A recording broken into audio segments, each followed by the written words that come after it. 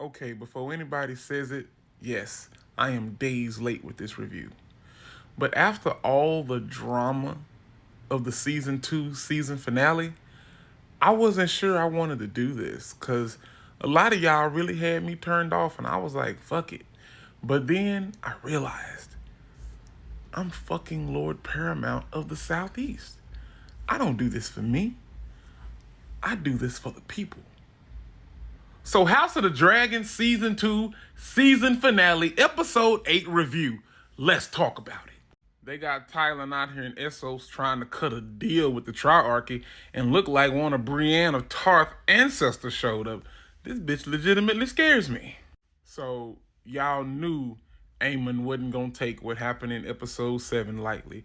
Y'all knew he was gonna lash out and Stony Point had to suffer. Aegon is busted and disgusted, and he just trying to survive. And then Larys come in the room talking about Molly, you in danger, girl. I gotta get you out of here, Your Grace.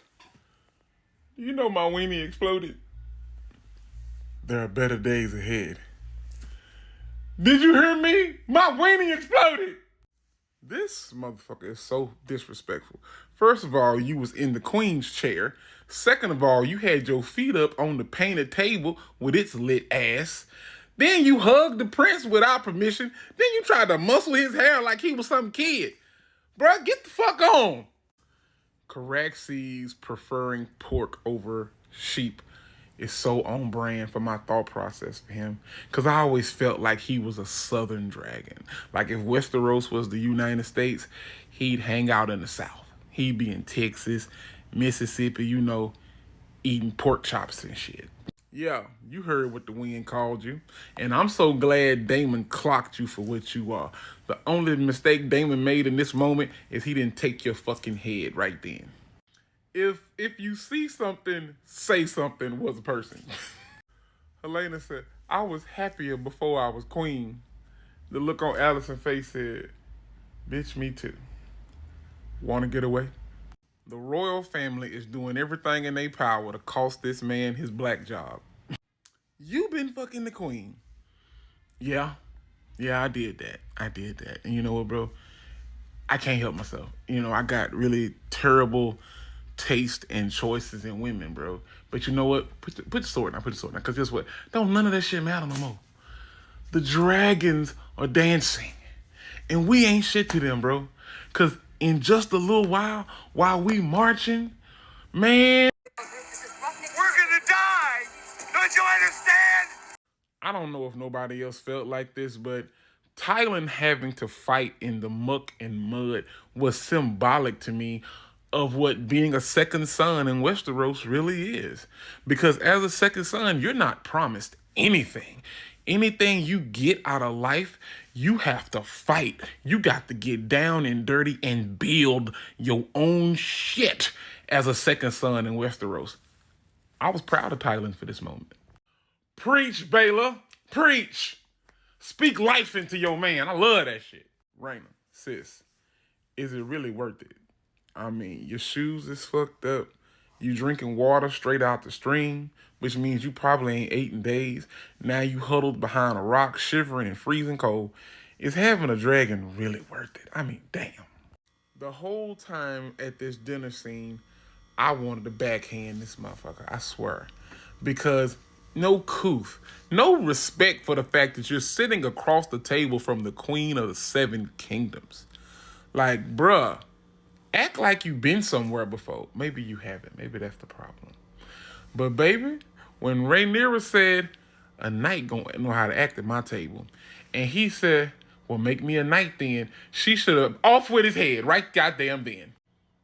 I feel like this is probably, maybe not, but I feel like it's the first time I've ever heard Alicent sound like a real mama. No shit. Rhaenyra said she ain't putting up with no treachery in her ranks. Adam, let's ride out. Now, Jace probably felt some type of way about her choosing Adam over him. But somebody with authority got to stay here and keep that uncouth motherfucker in line. Y'all saw the little green man too, right? We'll talk about him later. Daemon touched the weirwood tree and saw everything.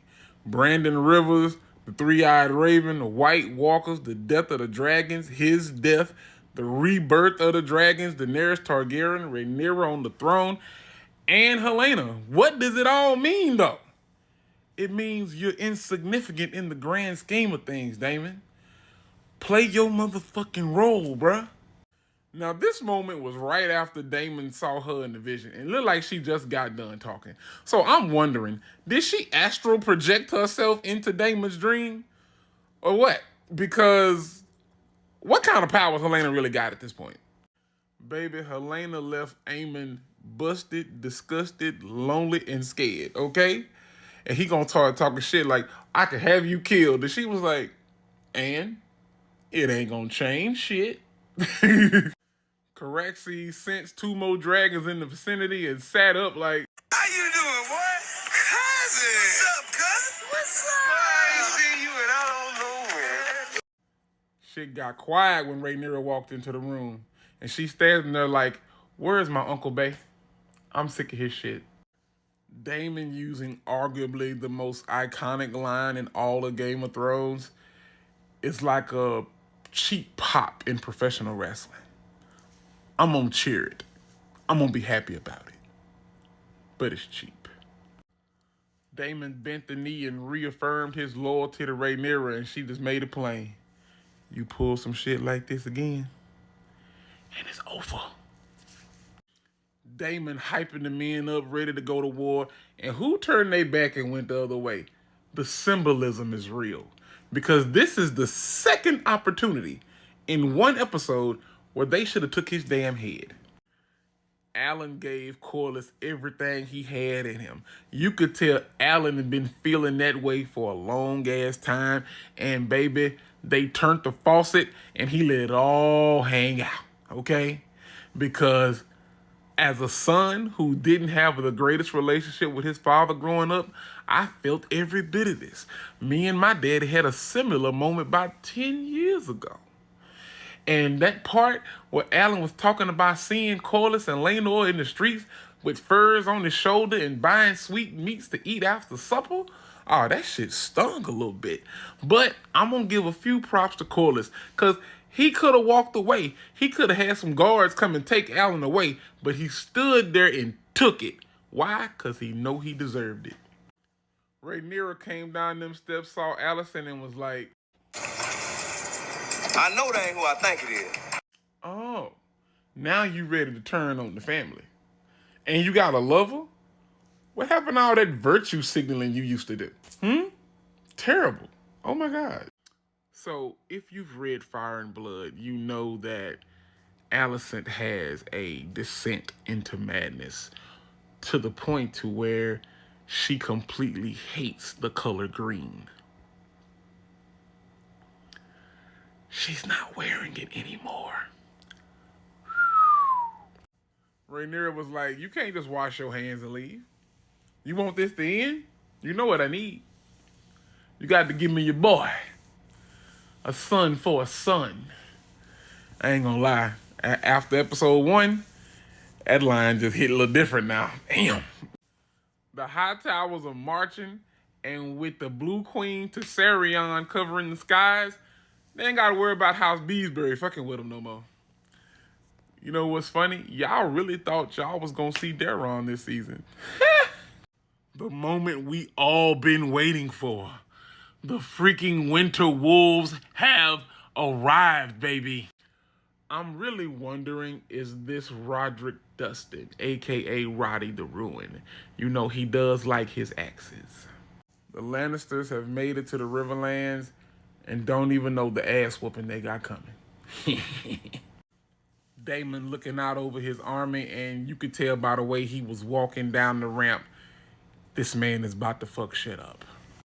Sheepstealer looking like all my life I had to fight.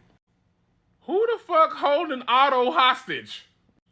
Larys and Aegon are off together, and I feel sorry for Aegon because we know Larys is not doing this because he's loyal or because he's a good person. He's doing this for his own advancement. And once Aegon is no longer useful to him, watch out, Aegon. That's all I'm saying. See y'all next season, baby.